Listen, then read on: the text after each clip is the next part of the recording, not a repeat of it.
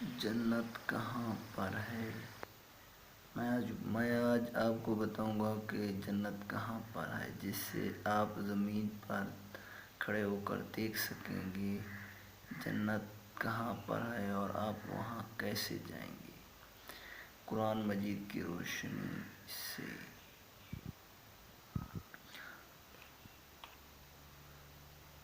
پہلا آسمان، دوسرا آسمان، تیسرا آسمان، چوتھا آسمان، پانچواں آسمان، چھٹا آسمان، ساتواں آسمان۔ القرآن اور ہم نے اوپر نیچے 7 آسمان بنائے۔ القرآن اور ان کے لیے آسمان کے دروازے نہیں کھولے جائیں گے۔ القرآن اور ہم نے آسمان کے 7 دروازے بنائے، بہشتی جنتی لوگ مختلف دروازوں سے داخل ہوں گے۔ سورۃ اعراف آیت 40۔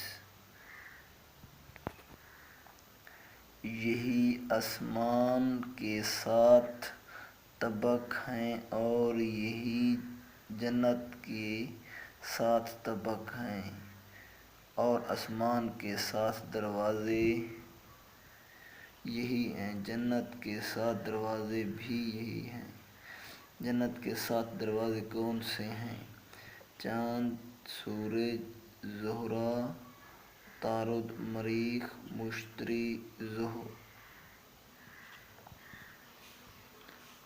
آسمان کا پہلا دروازہ یعنی جنت کا پہلا دروازہ چاند ہے۔ آپ صلی اللہ علیہ وسلم نے فرمایا، جب میں شب معراج جنت کے پہلے دروازے پر پہنچا تو دیکھا کہ جنت کے دروازے پر علی ولی اللہ لکھا ہوا تھا۔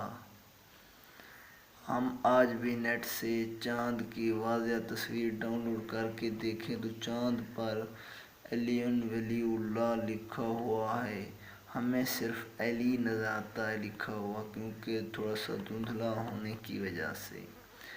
ہم اس سے انکار نہیں کر سکتے کہ چاند پر علی لکھا ہوا ہے۔ ہاں، جس کو نام علی سے نفرت ہے، اعتراض ہے، وہ لوگ اس نفرت اور اعتراض کی وجہ سے آسمان کے پہلے طبق یعنی جنت کے پہلے درجے میں داخل ہونے کے بجائے اسی نام علی کی نفرت، بغض کی وجہ سے جہنم کی طرف جانا گوارا کریں گے اور جہنم کی طرف شوق سے دوڑیں گے۔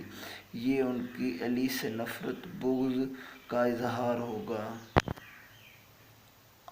اب میں آپ کو بتاتا ہوں کہ اللہ تعالیٰ قرآن مجید میں فرماتا ہے کہ ہم نے اوپر نیچے 7 آسمان بنائے ہیں۔ یہ ہمارا پہلا آسمان ہے، یہ دوسرا آسمان ہے، یہ تیسرا آسمان ہے، یہ چوتھا، یہ پانچواں، یہ چھٹا، یہ ساتواں۔ تو پہلا جو ہمارا آسمان ہے وہ مکمل طور پر ایک 4 دیواری ایک چادر سے بند ہے۔ اس چادر کی موٹائی 60,000 برس کی مسافت ہے۔ اس کی پہلے آسمان کی چادر کی موٹائی۔ کہیں سے بھی